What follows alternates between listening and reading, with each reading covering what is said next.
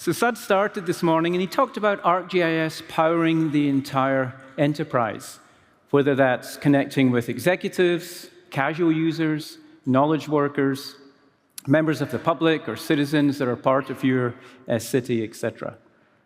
So how does it actually do that? Well, it really leverages your skills. Your skills as GIS professionals, developers, system architects. And it's through your skills that you're able to take our technology and get it in the hands of your users.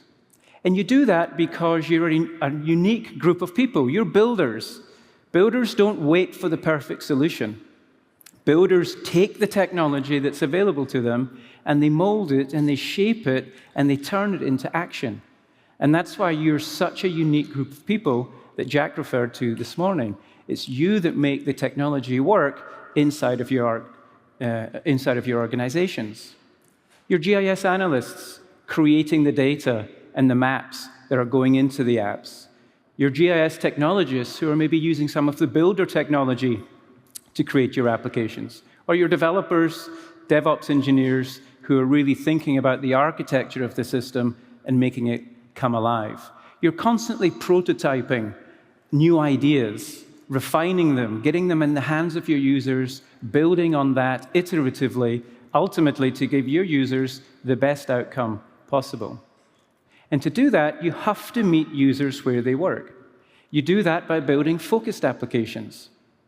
And these applications, there's a vast array of them, will reach everybody in your organization. Now, ArcGIS comes with many apps ready to use. It comes with app builders. But there's often applications that you need to build, and that's what we're really going to focus on this morning. The easiest way maybe to get started is to build dashboards. Dashboards are all about dynamic visual reporting.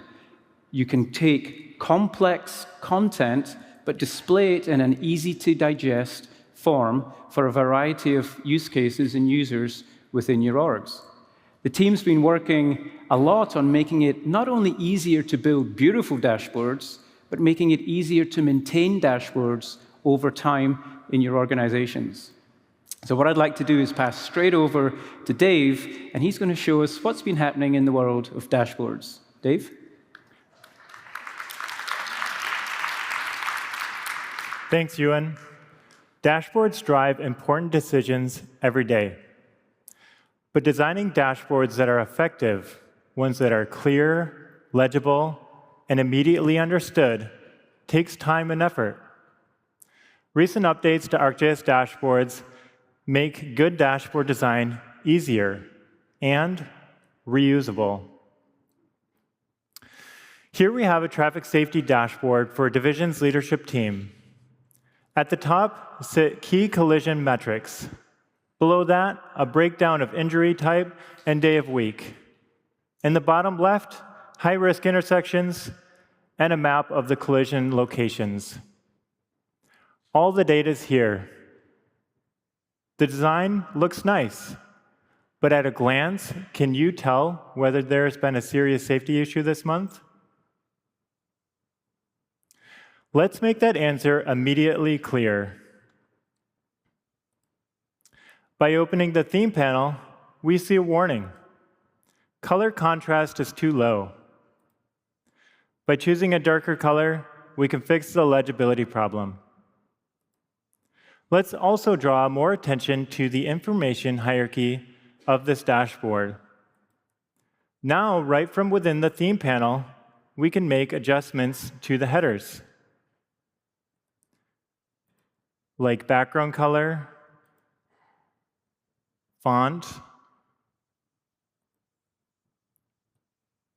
and size. Now this dashboard is easier to scan and understand. But nothing yet stands out as more important than anything else. By using color, we can classify injury severity and draw attention to what matters most: fatal and severe collisions, with the details prominently displayed both here and on the map. The next question is inevitable. How does this compare over time? Using improvements to the date selector, we can now add a sliding control to go back and review previous months. This makes temporal analysis immediate and intuitive. Individually, these changes are small. Together, they significantly reduce the time it takes to understand what's going on. So how can we reuse this effort when we need to make this for another division? We can use this dashboard as a template. Let's first save this as a copy. Then we'll use a new panel called Data Sources. We go in and select our new data set. Reconcile any field differences and the dashboard updates. The design is preserved, interactivity maintained, all for a new data set.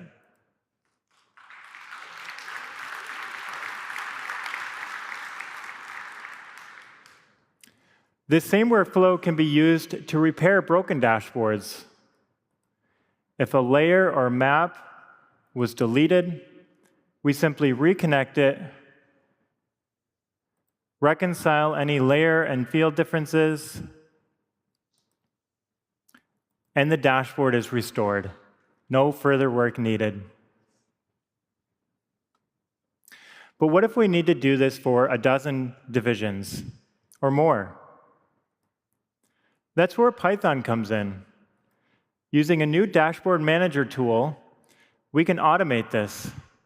We simply point to our template dashboard, get its dependencies, bring in our new data sets, and for each one, create a dashboard. What used to be tedious and time-consuming can now be done quickly and consistently.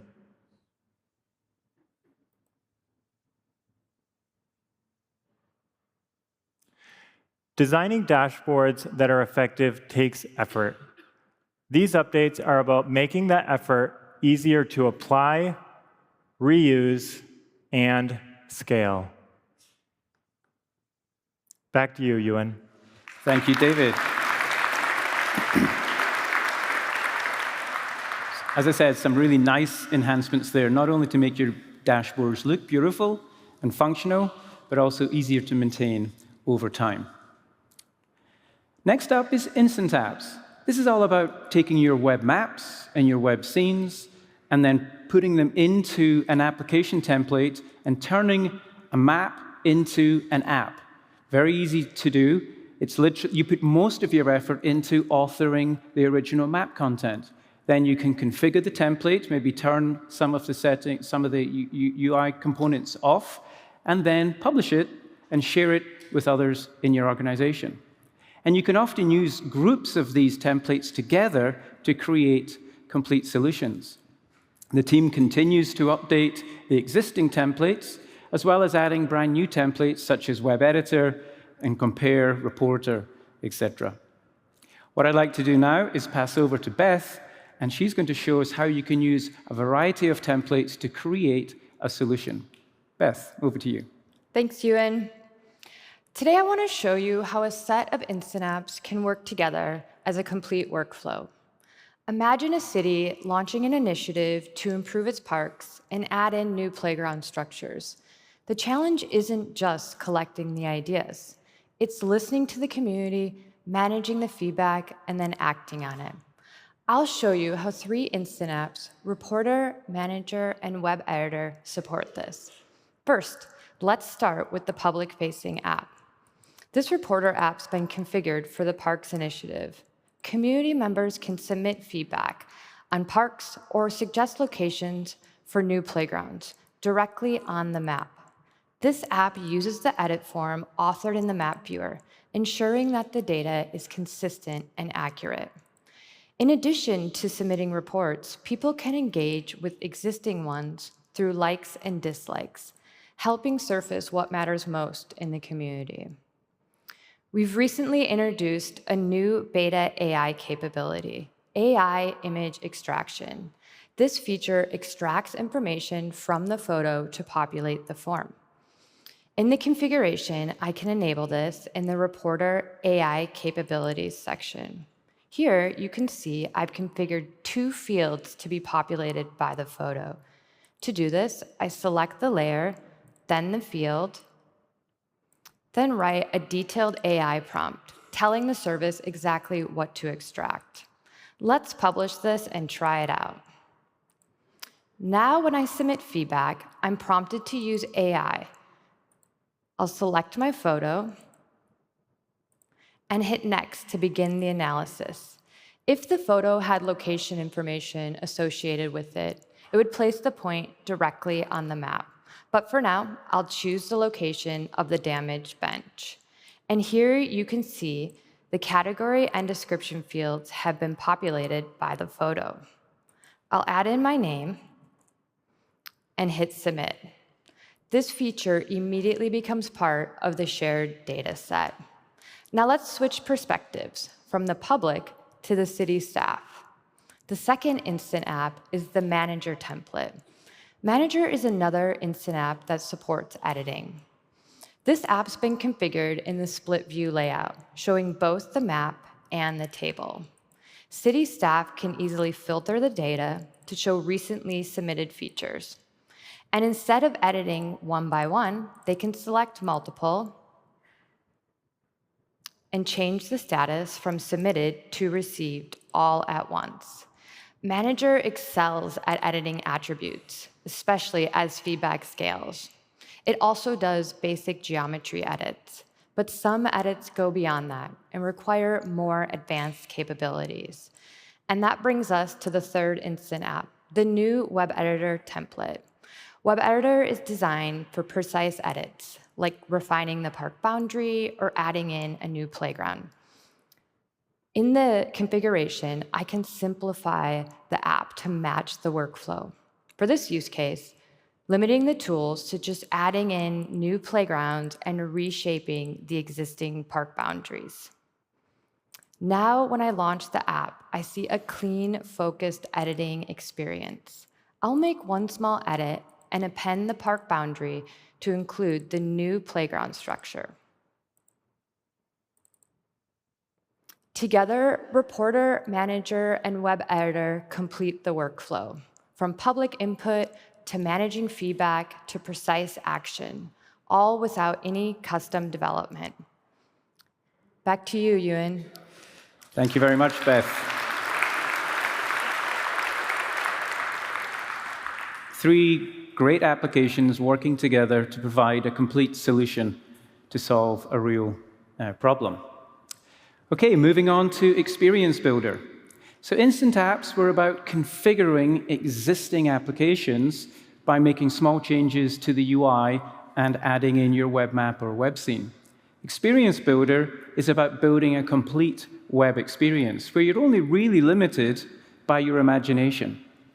You can build a single-page experience in Express mode, or you can build a multi-page experience. Some pages can have maps and scenes, and other pages can just be full of other content. But Experience Builder allows you to build and host all of that experience in a very easy and intuitive way as you build out your applications. The team continues to work on adding new widgets to the widget set that are available, as well as completely new pieces of functionality like role-based security and access control. To show us what's latest with Experience Builder, both in the Developer Edition and just the Builder Edition, I'd like to pass it over to Wei and Gavin. Thanks, Euan.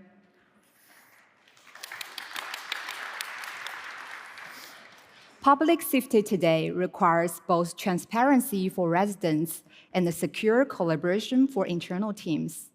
In this demo, I will show a community safety portal built by Experience Builder that provides public safety information while supporting internal workflows.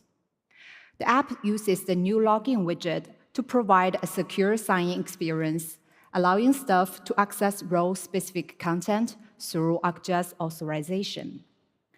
The home page is public-facing, while other pages use page visibility restriction to control access based on user roles or groups. For example, the report page is visible only to admins, data editors, and the selected groups, while the monitor page is restricted only to admins. This app also uses dynamic formatting powered by arcade expressions. On the admin monitor, for example, background colors in the list quickly show whether cases are open or closed. Now, making such expression is even easier with the new AI assistant for Arcade. I can simply describe what I want, like show case ID in red when number of injuries are larger than 5. The assistant can generate its expressions automatically. Once it generates, you can review the script and apply it to your content. With everything set up in the builder, now let's move into the live app. As public visitors, residents can stay informed about community safety. And this page is the only content visible to anonymous users. If you're an officer, you can sign in to access internal tools. I will sign in as a traffic patrol officer first. After authentication, it redirects me to the officer report page. The blue layer represents the traffic incidents that I manage.